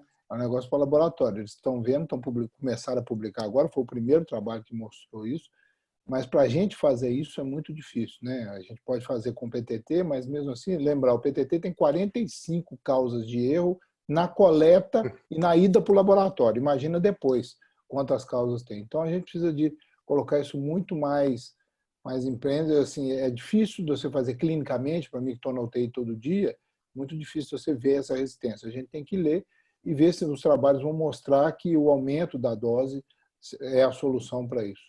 Não sei se é. Eu só vou lembrar, aquele editorial que eu mostrei dos italianos, é um editorial muito interessante, porque a gente tem que lembrar que no Covid o paciente tem trombose pulmonar.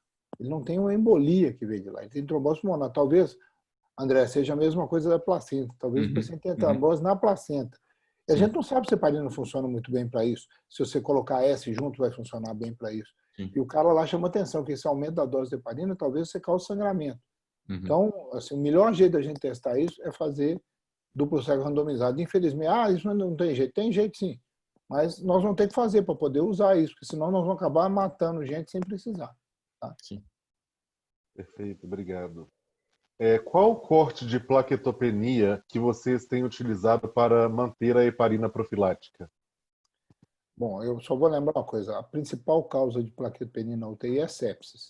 A segunda é sepsis. A terceira também é sepsis. A quarta é sepsis. A décima primeira é heparina, causada pela heparina.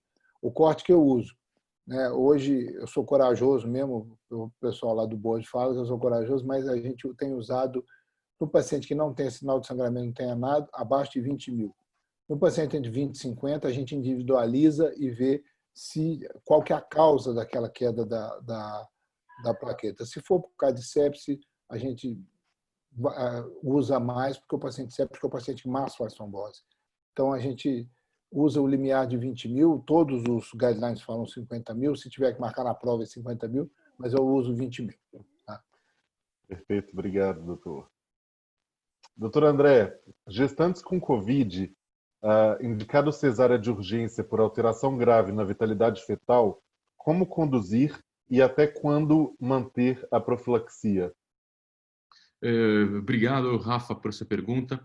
Eu acompanhei alguns casos de pacientes que estavam gestantes, gestações, uma estava com 32 semanas, ela estava num setor que nós chamamos de pronto atendimento respiratório ou gripário, numa UTI, ela ia ser entubada e a decisão então foi fazer uma cesárea com anestesia geral, porque uma vez que a paciente ela seja entubada, o feto ele tem uma pressão parcial de O2 muito menor do que a da mãe.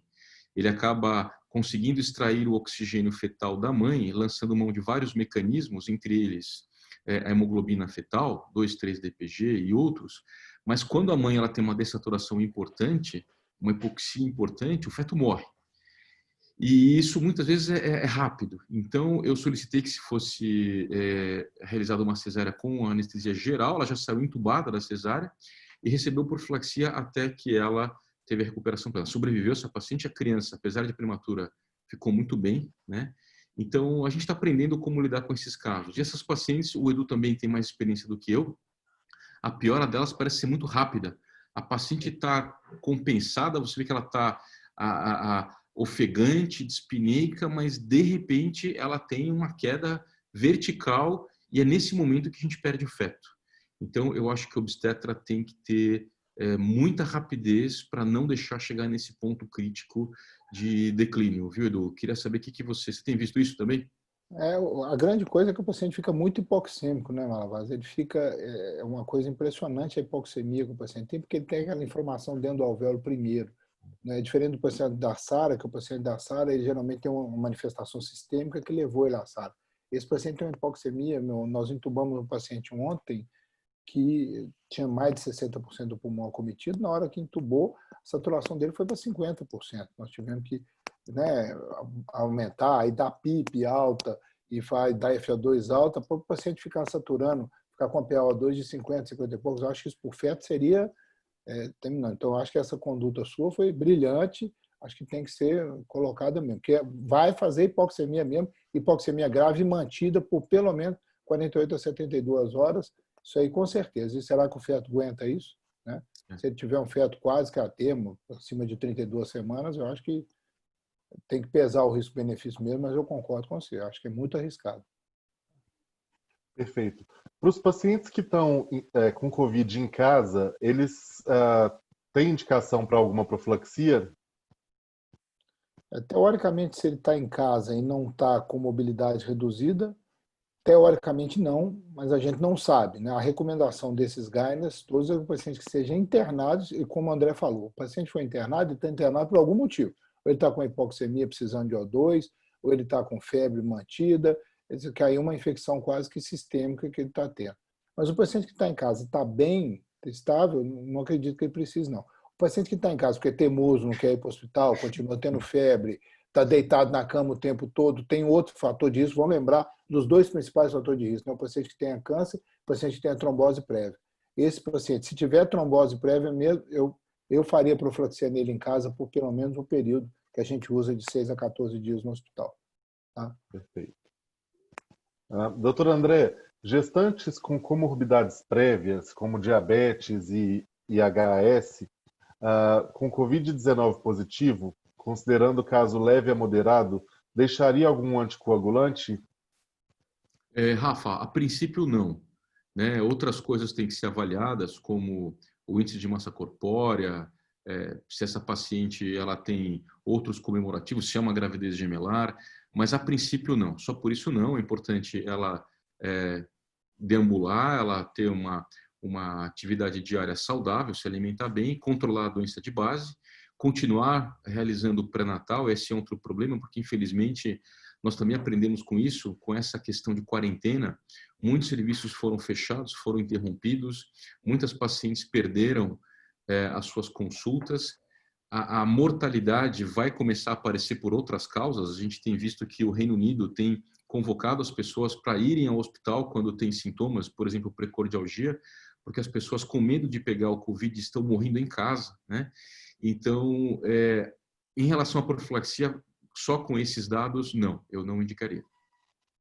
Perfeito. Mais uma para o doutor André. Houve aumento da mortalidade materna após o início do Covid? Já temos alguns dados? Os relatos de série de casos registram algo sobre dose de heparina em gestante grave em UTI em respiração mecânica? São 3 perguntas em uma só. A questão do tempo eu vou deixar por Edu, mas assim, em relação à mortalidade materna, Rafa, infelizmente o nosso sistema de coleta de dados ele é ainda muito precário. Nós estamos avaliando a mortalidade materna de 2018. Esses dados, que são dados estratégicos para a saúde pública, e hoje a gente vê como a saúde pública ela é crucial para a sociedade, esses dados eles são importantes para você direcionar aonde que você vai alocar os recursos estratégicos para reduzir a mortalidade materna. Infelizmente, nós ainda falamos de mortalidade materna. Os países como Noruega, Finlândia, Dinamarca, eles cuidaram tão bem das suas gestantes que lá o indicador de mortalidade materna não serve mais, porque é 2, 3, 4 por 100 mil nascidos vivos. Lá se usa um outro indicador que é o near-miss, que é a quase morte. Aquela paciente gestante ou puérpera que vai para a UTI, que precisa de hemotransfusão, que precisa ser reoperada, etc. Mas nós estamos tão longe disso que os nossos números ainda são de 2 dígitos, em alguns lugares até de 3 dígitos. Então, a mortalidade materna, já temos relatos que ela aumentou, sim, aumentou, por vários motivos, dentre eles, por uma piora na assistência a essas pacientes. E o resto deixo para o Edu. Quanto à dose da grávida na UTI, assim, a gente não sabe, né? Eu acho que deveria se usar pelo menos a dose intermediária, porque vão lembrar que a gravidez é um fator de risco, né? Um fator de risco muito importante. Então, eu usaria a dose pelo menos intermediária. Se essa paciente for por ventilação mecânica, tiver grave com infecção, talvez aquela dose que o Burns recomenda de 40 miligramas, 12 em 12. Mas nós precisamos de trabalho para isso. Nós temos usado a dose intermediária de 60 miligramas. Mas, de novo, isso é opinião de especialista. Não há trabalho duplo cego. Se você usar 40 miligramas, também você está certo. Tá? Então, a gente deveria ter os trabalhos para poder usar com certeza. A gente tem usado a opinião de especialistas, que, aliás, né, os guidelines todos, eu participei do guidelines do CHESS, 10% é duplo cego randomizado multicêntrico. O resto é tudo opinião de especialista, infelizmente. Perfeito, obrigado, doutor Eduardo. Mais uma para o senhor, doutor Eduardo. Qual o limite para a utilização de profilaxia farmacológica em pacientes com INR alargados 2.0? Ou acima de 1.7 pode suspender? Pacientes com INR acima de 2.0 têm mais risco de sangrar ou de trombose? Então, aí a gente tem que saber o motivo do RNI estar alterado nesse paciente. Vou dar um exemplo clássico da terapia intensiva. Hoje eu estou com um paciente lá no Vera com isso. Paciente cirrótico. Tem um RNI de 5. Faço profilaxia nesse paciente? Faço. O RNI não quer dizer absolutamente nada no cirrótico. Nada. Nem que vai sangrar mais, nem que vai trombosar mais. Nós sabemos que o paciente cirrótico trombosa mais do que sangra. Mas o cirrótico morre sangrando. Qual cirrótico que morre sangrando? Eu não me lembro de um morrendo sangrando na UTI. Mas lembro morrendo de sepsis, lembro morrendo de infecção de múltiplos órgãos, de espécie de múltiplos órgãos. Então, o RNI, se o paciente usa anticoagulante oral, é outra coisa. Se ele está tomando anticoagulante oral, o nível certo de você começar a profilaxia é quando ela baixar de 1,5. Aí você começa a profilaxia. Esse é o paciente tomando varfarina. Agora, os outros pacientes, o motivo da alteração do RNI que você tem que procurar. Se o paciente tiver com sangramento ativo, aí você não faz de jeito nenhum, é aquela contraindicação formal que a Débora Cook colocou. Mas o RNI em si não é contraindicação. Tem que ver o motivo da queda do RNI. O exemplo do cirrótico é tipo. Não tem nada a ver o cirrótico com RNI, sangramento e trombose. Você deve fazer isso. Eu dei aula disso no Brasileiro de Terapia Intensiva há 2 anos atrás. É realmente um assunto muito controverso, mas isso já é certeza. O RNI não serve para nada e você deve fazer profilaxia no paciente cirrótico. Perfeito, obrigado. Doutor André, a gestante com Covid, há alguma orientação para aumentar a frequência de avaliação de vitalidade fetal? Bom, Rafa, a gente supõe então que essa paciente esteja já na viabilidade, ou seja, com mais de 26 semanas, e aí volta naquela questão, qual é o acometimento que ela tem desse Covid? Porque a maioria das gestantes com Covid serão assintomáticas e ela vai se comportar como uma paciente normal. Muitas não terão nem diagnóstico, né? Eu estou pensando, então, nesse caso, naquela paciente que está dispneica, que tem outros sintomas, uma mialgia importante, que ela é internada. Nesse caso, nós faríamos uma avaliação da vitalidade, que é a avaliação rotineira, né? Todos os dias, ao escutar a BCF, pelo menos dia sim, dia não, fazer uma cardiotocografia e avaliar também o perfil biofísico fetal, líquido amniótico, a cada pelo menos 3 dias, né? Mas aí cada caso, de novo, é um caso. Perfeito. O parto melhora o prognóstico da gestante com Covid? Eu vou deixar isso depois para o Edu comentar, mas eu queria falar a minha experiência. A minha experiência melhora muito, por alguns motivos. Quando você faz o parto, você descomprime de forma importante a pressão intraabdominal, você melhora o drive respiratório. Essas pacientes, como o Edu falou, elas têm uma alteração alveolar importante e o volume uterino, eu acho que acaba dificultando ela fazer uma compensação mecânica disso.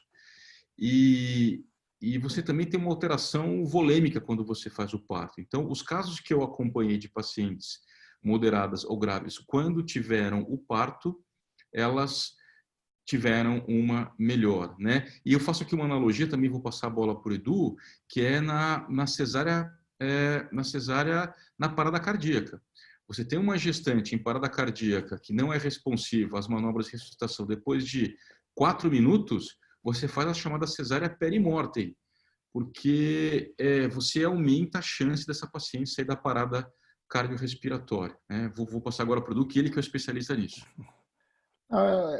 Em teoria, André, isso aí está tudo correto, né? Em teoria, se você vai tirar o útero, se você vai tirar a criança que está comprimindo e tal, nós temos que lembrar o seguinte, aí tem que ficar muito de olho no distúrbio do eletrolite que essa paciente vai ter e quando ela mobilizar o líquido, porque você não pode deixar ela encharcar, porque se ela encharcar, o pulmão dela não vai, ela está toda inflamada, na hora que ela puxar o líquido para dentro do intravascular, nós vamos ter isso. Então tem que tomar cuidado, o intensivista tem que deixar a paciente seca, fazer as medidas Edu, dele. eu vou só fazer um parênteses.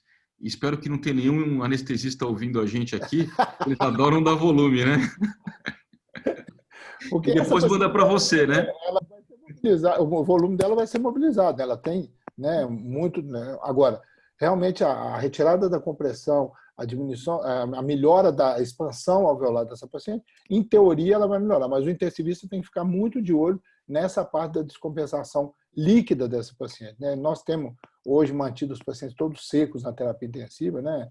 Graças a Deus essa parte chegou, mas a gente tem que ter o equilíbrio nisso aí, então ela precisa ser vigiada de perto.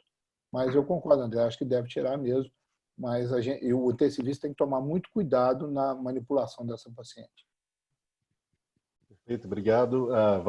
As perguntas estão bombando, vamos responder mais duas, porque senão a gente vai ficar aqui até às 10 da noite.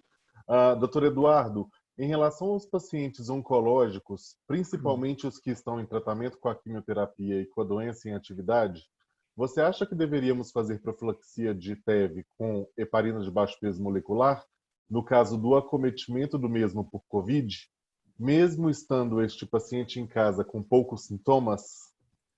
Olha, em princípio, sim. Eu acho que deve fazer sim. Vamos ver, os trabalhos de profilaxia em paciente em quimioterapia, eles mostraram efetividade só nos pacientes com câncer de pâncreas e câncer de pulmão. Tá? Então, esses pacientes deveriam, todos eles, e tem os trabalhos até com os anticoagulantes orais nesses pacientes, mostrando que realmente você melhora o prognóstico dele, diminui a incidência de TEV se você faz profilaxia durante a quimioterapia.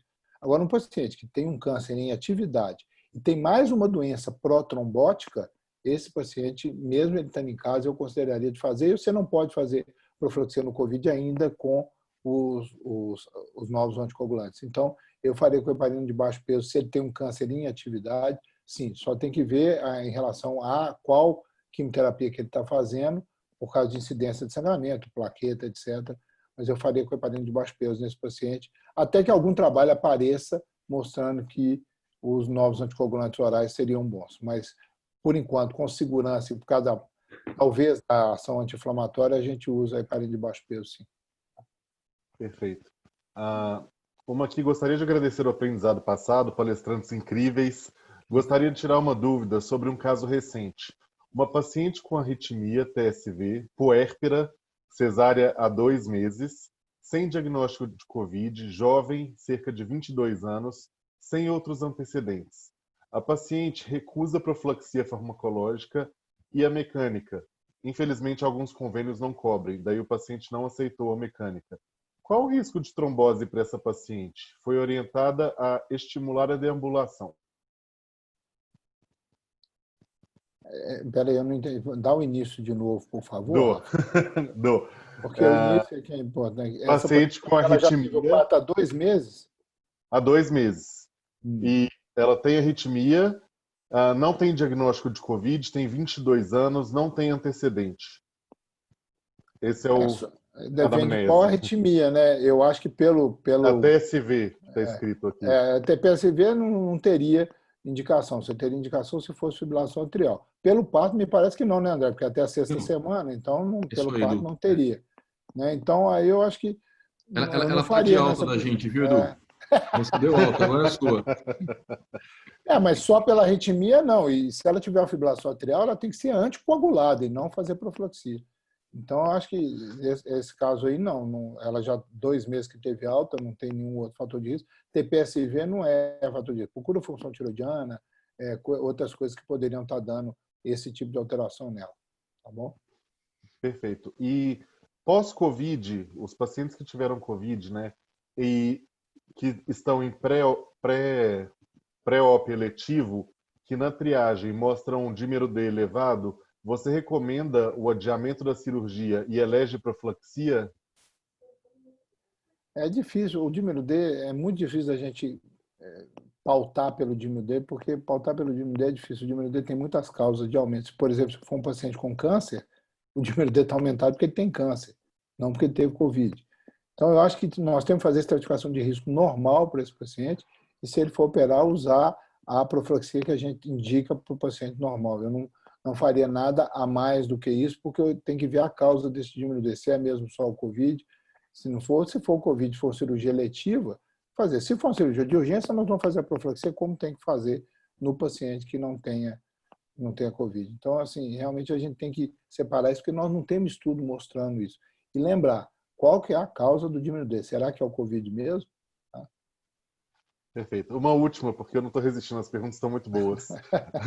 O paciente já anticoagulado, por valvuloplastia nesse caso, ele corre menos risco? Não corre menos risco, não. Ele corre mais risco. A recomendação oficial hoje é que, se o paciente ficar grave, tem até um statement do NATIF, que é um grupo lá comandado lá no Hospital Birman, lá de Boston, e o que eles recomendam é o seguinte: todo paciente que estiver anticoagulado com varfarina, que interne, que for Covid positivo e que ficar mais grave, que vá para a UTI, deve ser passado para dose terapêutica de heparina de baixo peso. Tá? Todos esses pacientes, ou heparina não fracionada, dependendo da característica do paciente. Mas deve-se mudar. Se o paciente estiver tranquilo, estiver no quarto, sem outro, ele deve ser mantido com a varfarina. Mas se ele não ficar, se ele ficar mais grave, ele deve ir para a UTI e ser mudado para heparina de baixo peso, dose terapêutica. Tá bom. Doutor Eduardo, doutor André, muito obrigado pelo tempo de vocês. As aulas foram sensacionais. Muito obrigado por esse debate. E muito obrigado também a quem assistiu. Fiquem atentos, porque a gente vai ter uma série de webinars de agora em diante. E muito obrigado pelo tempo de vocês e nos vemos em breve. Estejam a salvo aí do Covid. Boa noite. Obrigado, Rafa. André, grande prazer de novo. Você é o campeão, cara. Valeu, obrigadão. Obrigado, Rafa. Valeu. Boa noite. Tchau, Boa noite, tchau. gente. Boa noite.